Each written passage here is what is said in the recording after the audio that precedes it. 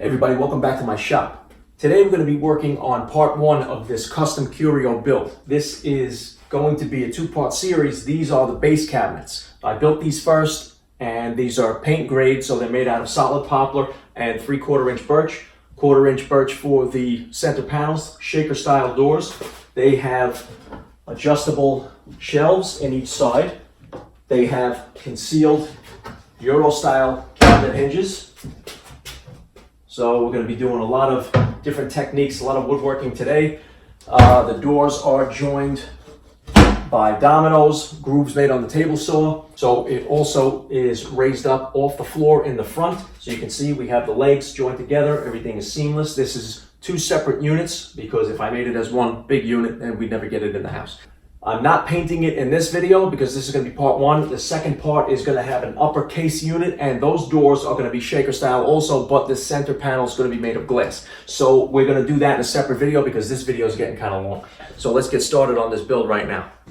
Okay, so we're going to get started on the base cabinets of the curio first, and I'm going to start by building the face frames, and I have milled this down to 3/4 and ran it through the joiner on one edge, and that gave me a nice straight edge to run along the rip fence of the table saw. And I'm going to cut these face frames down to 2 inches wide.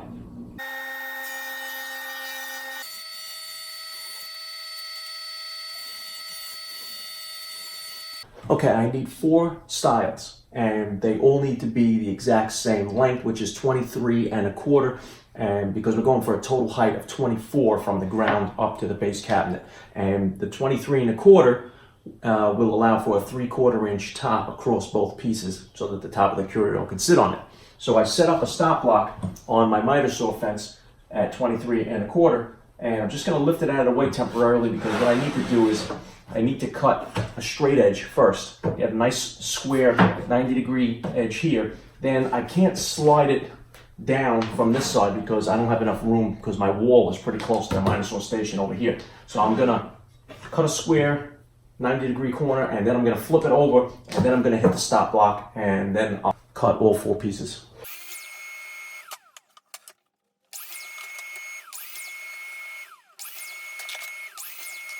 Okay, so here are the 2 remaining rip cuts from that board that we cut the stiles and the rails from. Now, I cut all 4 stiles, and those are all 2 inches wide. Now I need to cut the rails, but I only need 2 top rails at 2 inches because the bottom rail, I don't want them to be 2 inches because I want this raised up off the floor with the face frames, and that's going to appear that it has legs and it has a cutout section for each cabinet. So what I'm going to do is have the top be 2 inches, and then the remaining cutoff of 1 1/4 will be my bottom rail. Okay, so now, without wasting any material off of one board, I was able to get my bottom base cabinet face frames done. So I have a stop block already set up to 28 3/4 inches, and the 2 of those together with the side rails being 2 inches and 2 inches on each side gives you another 4 inches. That will give me a total of 32 3/4 inches for each base cabinet, giving me a total run of 65 1/2, which is exactly the base unit where it needs to be, and allow a little 3/4 inch overhang for the top because it's going to be sitting under a window and everything's going to cascade right into the opening of that window. All right, so that's for the top unit. So right now we're worrying about the bottom. So let's cut these top and bottom rails.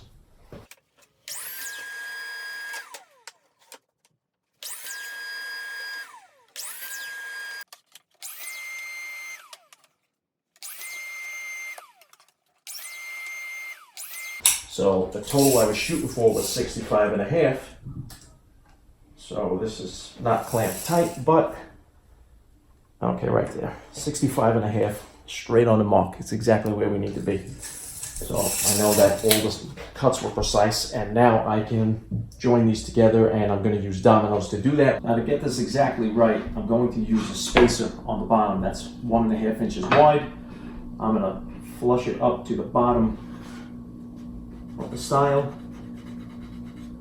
Once I have that perfect, I'll push the bottom rail in. I'll make a line somewhere in the center across both pieces. Now on this I'm going to use the setting that's gives me a little bit of play, so that I don't have to worry about when I glue it together. I could use the spacer again and shift it and then clamp it in place.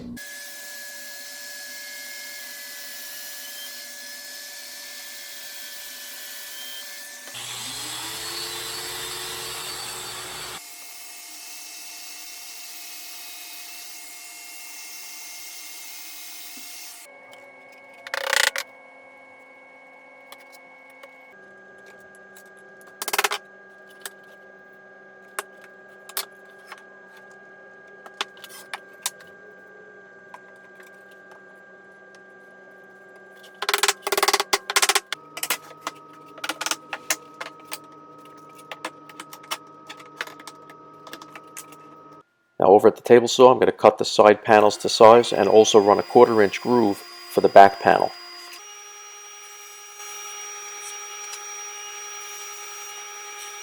Now since I made the face frames to appear to have feet on them, 2 inches in width and 1.5 inches high, I have that cutout in the front of the face frame. I want to keep with that theme on the side. So to make it appear that the side also was built with legs, what I'm going to do is use my speed square and I'm going to mark over 2 inches from each end.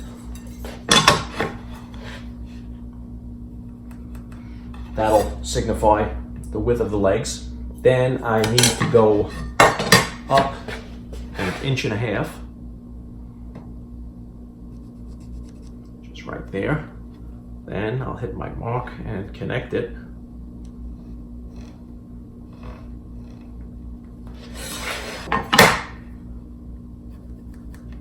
Just using my finger technique,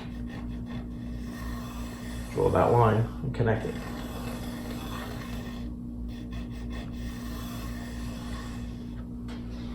Now I'll cut this out with a jigsaw.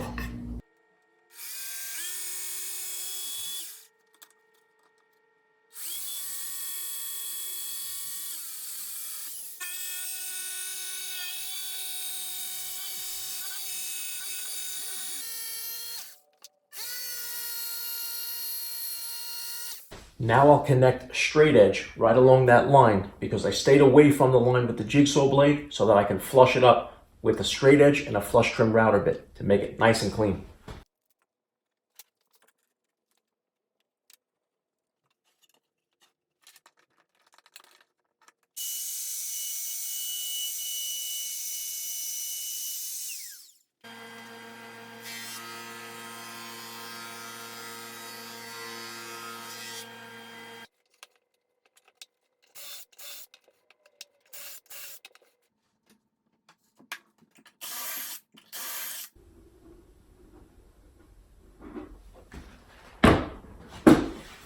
I have it against bench dog right here. That'll hold it in place while I give it a little bit of pressure.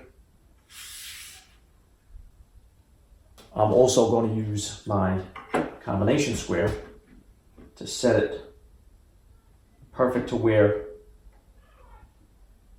I had it. And then clamp one side in place.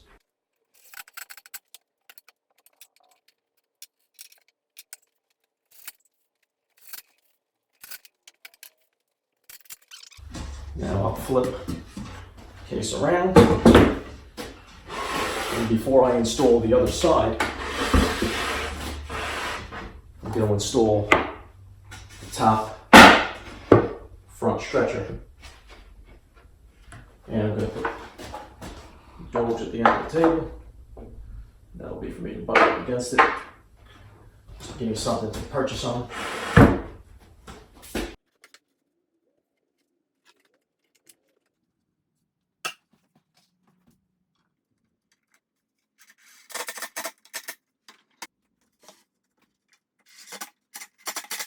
Now I'll flip the cabinet on its side. And that's going to sit right here, right in front of the groove for the backing.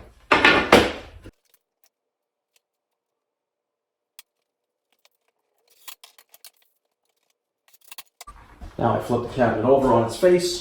And I'm going to install the bottom first, and then I can level off the top stretchers.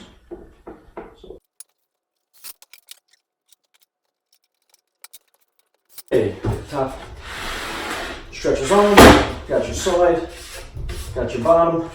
Now remember that this doesn't have the cutout for the legs because it's going to be butted up against the other base cabinet when it's joined together, and the face frames are going to connect, and it's going to appear to have a thicker leg in the middle and the end leg over here. Now we have the groove in the back, so we need to cut out a sheet of 1/4 inch plywood for the back. And if you notice, I made the groove all the way down, and I cut the bottom plywood so that it's exactly flush with the front of the groove. And what that's going to allow me to do is slide my plywood in, down, level with the back on the bottom here, and staple it to the top stretcher and the bottom shelf, and it will be recessed in the groove, and that will lock everything in place.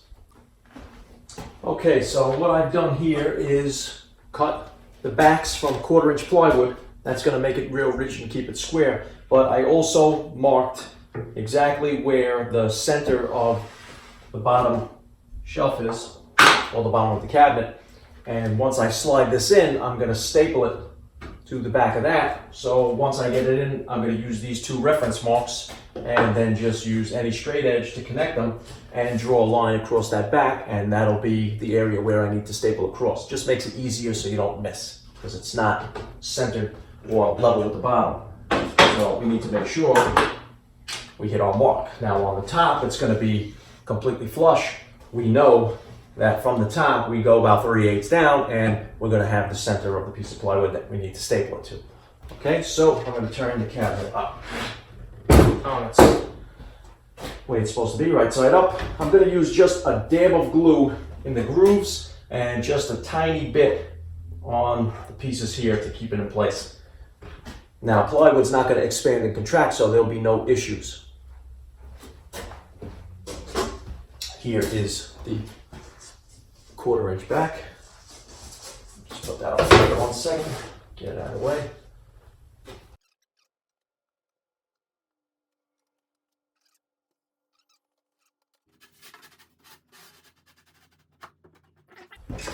I'll staple it to hold it in place, and then I'll turn it on its face and make the marks line up and staple the bottom.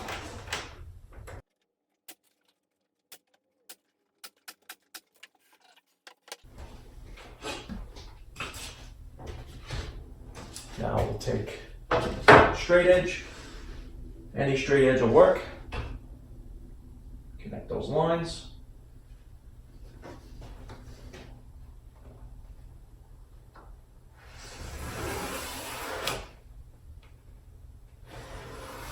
And that's just going to give you a reference point of where you need to staple.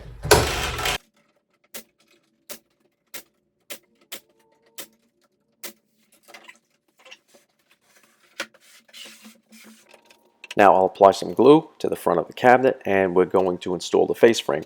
And what I'm going to do is tack it in place in the corner with an 18 gauge brad, then apply some pressure with the clamp, and then nail it off completely.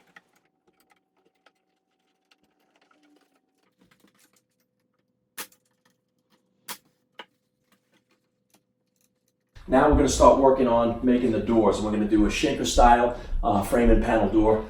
2 doors on each side, and they're going to have the concealed Euro hinges. All right, so let's get started on that. The first step in the process of making the doors is always to mill down some lumber and make sure the moisture content is 10% or below. So this way the doors stay stable, nice and flat, and everything is straight. Okay, so for the base unit, they're both going to have an adjustable shelf, so I'm just going to use this template that I have, which is part of a jig. You can remove the handle if you've already assembled the base cabinet, and you can just, I'm going to take it in this case, and slide it into the back, and I'm just going to be guided by the lines here, and I'm going to drill the holes from this arrow to this arrow in consecutive order, and then I'm going to flip the jig around in this direction and follow those same arrows and then I'll have everything equal for the adjustable shelf. So since I have it here on this side right now, that's where we'll start.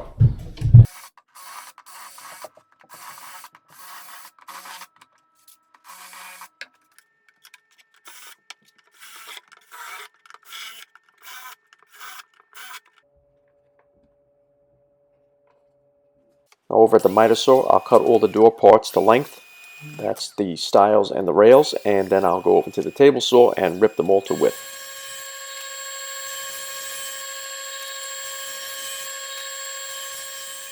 Now I'll run the stiles and rails of the door through the table saw to make a groove for the 1/4-inch center panel.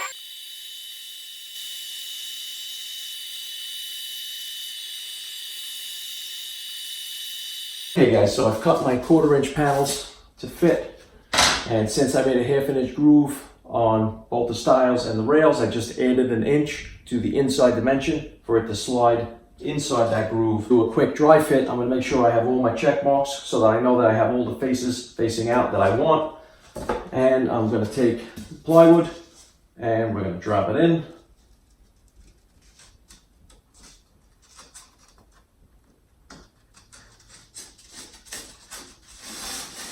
It's always important to do dry fits on doors, because once you glue them together, if they're not right, you're going to be remaking them. Do a dry fit, make any adjustments you need to make, and then glue it up.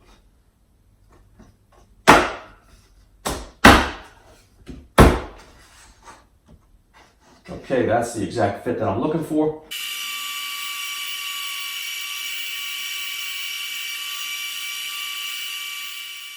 Now to fill the grooves that run all the way through the stiles, I'm just going to use dominoes. If this was a stain grade project, I would use cope and stick router bits on the router table and I wouldn't have to fill any grooves. Okay, so now I'm just going to take a flush trim saw, put it up against the bottom of the door, 2 fingers on it, keep it flush to the door.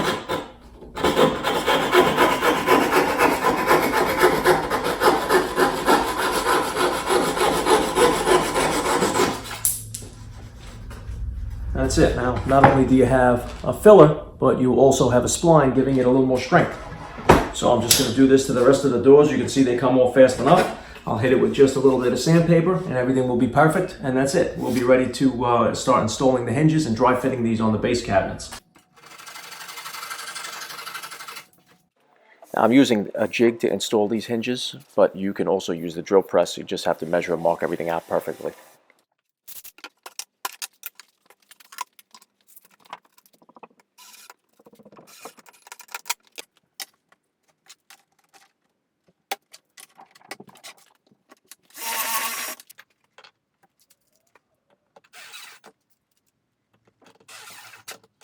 Now to mount the doors, I want a 1/2 inch overlay all around. Now the hinges are going to already offset that for me, so I don't have to do that on the side. But on the top, I want a 1/2 inch overlay, so I'm just going to make a tick mark. The 1/2 inch mark there, and the 1/2 inch mark right here. So now, when I set the door up to where I want it,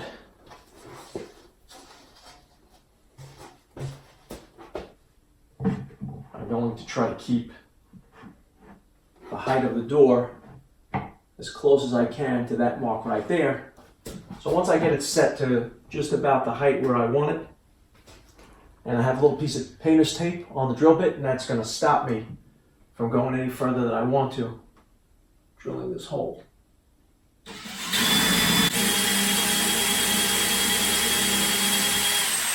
Now what I'm going to do is just back this off, because I don't need that in the way anymore.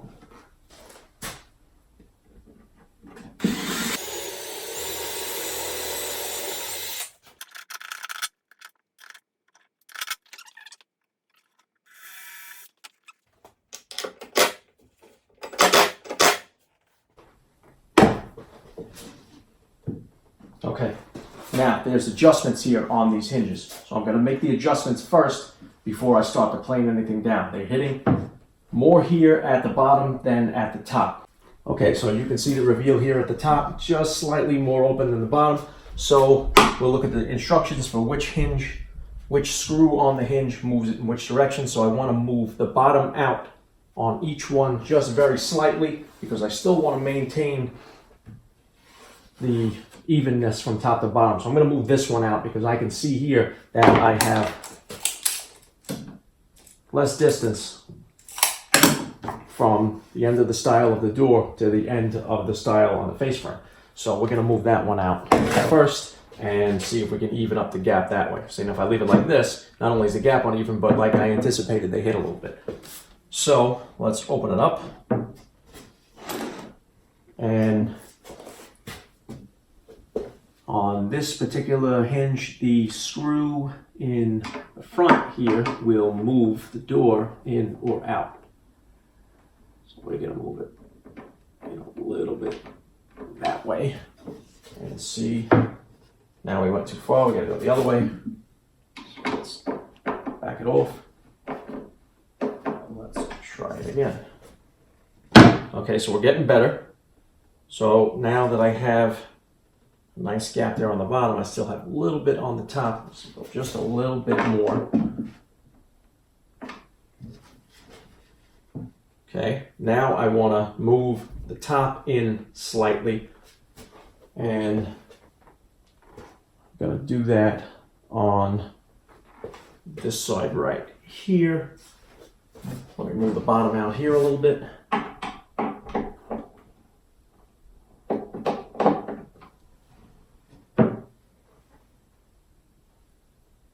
And move the top in just a tad bit.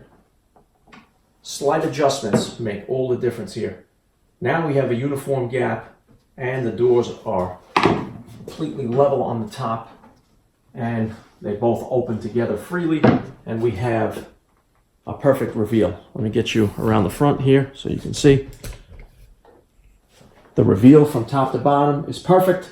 Once I pull these doors off and everything gets painted and I put them back on, I'm probably going to have to readjust these anyway, so it's not really a big deal. I'm just doing it now, just so that I know everything is fitted to the way I cut it, the way it was supposed to be. Now I'll edge band the top and the shelves with solid poplar.